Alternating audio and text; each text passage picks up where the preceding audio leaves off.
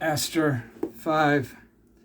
On the third day, Esther put on her royal robes and stood in the inner court of the palace in front of the king's hall. The king was sitting on his royal throne in the hall, facing the entrance. When he saw Queen Esther standing in the court, he was pleased with her and held out to her the gold scepter that was in his hands. So Esther approached and touched the tip of the scepter. Then the king asked, "What is it, Queen Esther? What is your request? Even up to half the kingdom, it will be given you."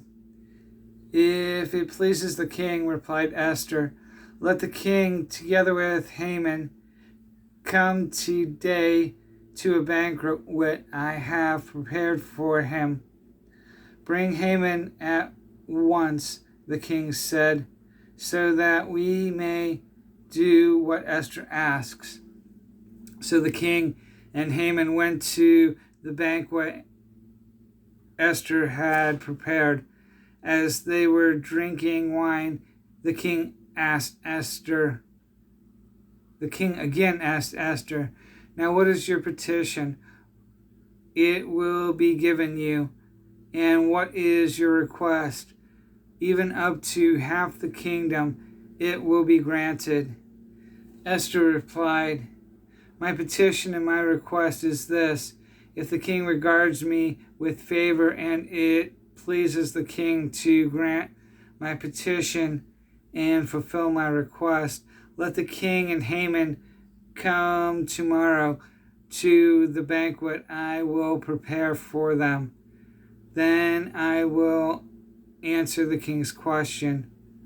Haman went out that day happy and in high spirits, but when he saw Mordecai at the king's gate and observed that he neither rose nor showed fear in his presence, he was filled with rage against Mordecai. Nevertheless, Haman restrained himself and went home. Calling together his friends and Zeresh, his wife, Haman boasted to them about his vast wealth, his many sons, and all the ways the king had honored him, and how he had elevated him above the other nobles and officials. "And that's not all," Haman added. "I'm the only person Queen Esther invited to accompany the king to the banquet she gave, and she has invited me along with the king tomorrow. But all that gives me no satisfaction as long as I see that Jew Mordecai sitting at the